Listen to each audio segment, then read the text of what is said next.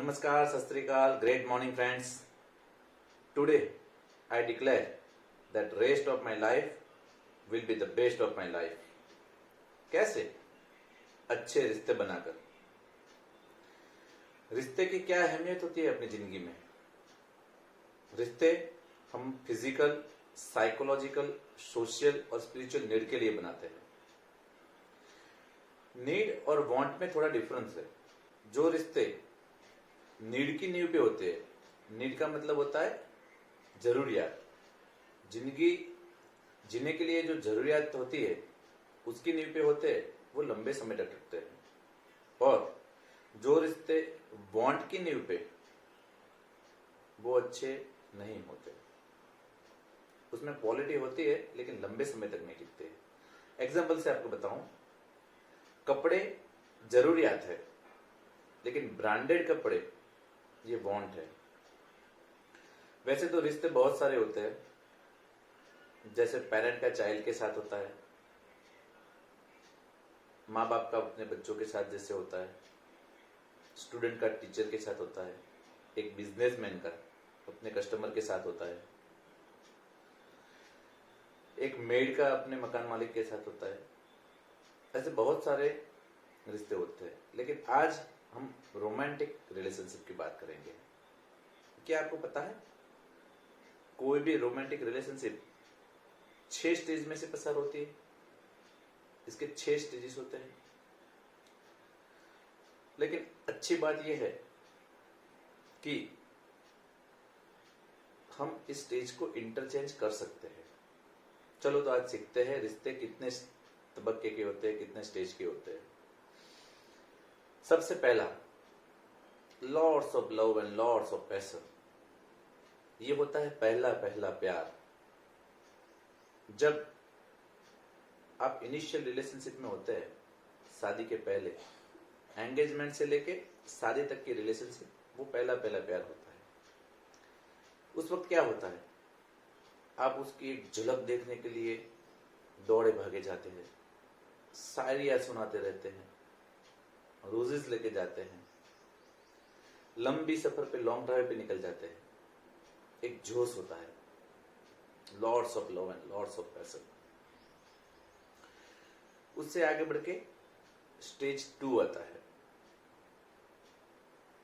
There is still love but there is no passion. Stage 2 में इसमें क्या होता है, अभी भी लव है लेकिन वो जोश नहीं रहता है, अभी वो शायरियां नहीं होती है, अभी वो एक झलक देखने की बात नहीं रहती है, अभी वो गुलाब का फूल आप नहीं देते हो। रिलेशनशिप में प्यार है लेकिन ये थोड़ा थोड़ा कम होता जाता है। ये शादी के 2 साल बाद यूजुअली आता है। स्टेज 3।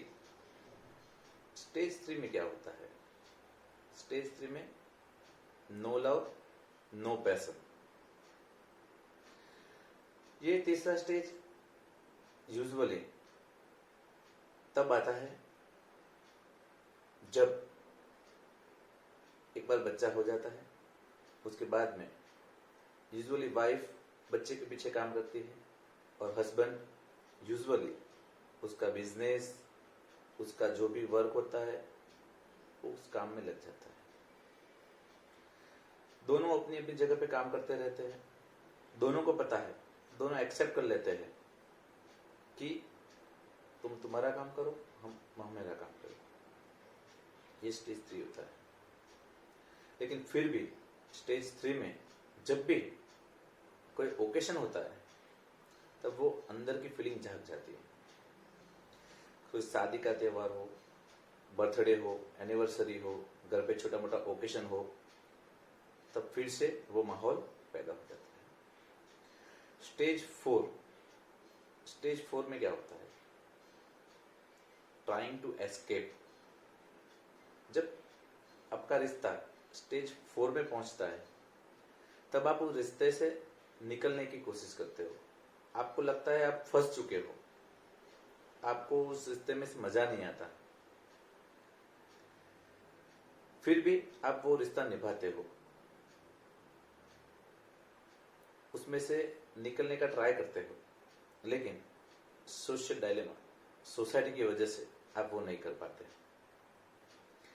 जब रिश्ता स्टेज 5 में पहुंचता है, तब सेपरेशन और डाइवोर्स तक बात आ जाती है। तब क्या होता है, दोनों में से कोई एक दूसरे की बात नहीं करता है और एकदम सेपरेट हो जाते हैं। कई लोगों की बात डाइवोर्स तक पहुंच जाती है, but still there is a hope inside कि रिश्ता फिर से बन सकता है, फिर से शुरू हो सकता है।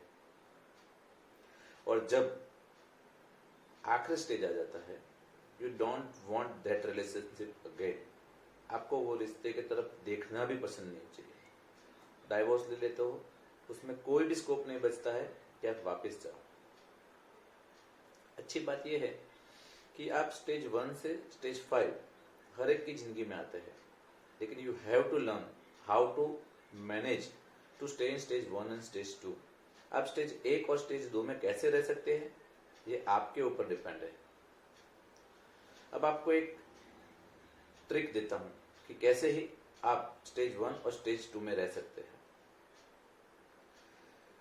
कभी भी अगर आपको ऐसा लगे कि आपका स्टेज धीरे धीरे नीचे होते जा रहा है, तो सबसे पहले आप अपनी वाइफ से पूछिए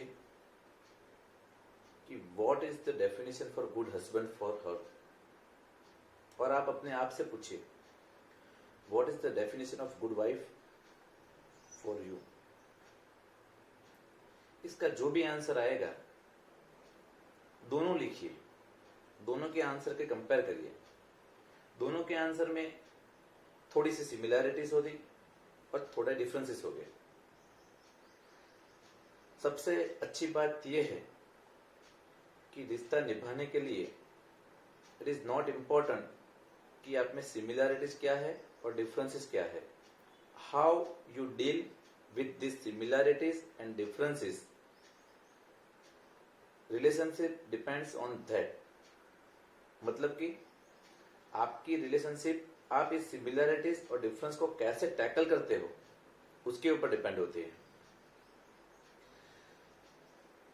अब आपने जो ये लिखा हुआ है डिफरेंसेस और सिमिलैरिटीज, इसमें से जो भी डिफरेंस है, जो भी तफावत आता है दोनों के फीलिंग्स में, दोनों की जो इच्छा है उसमें, आप जैसे ही वो डिफरेंस को फुलफिल कर देंगे, आपका रिश्ता फिर से वही स्टेज पे चला जाएगा।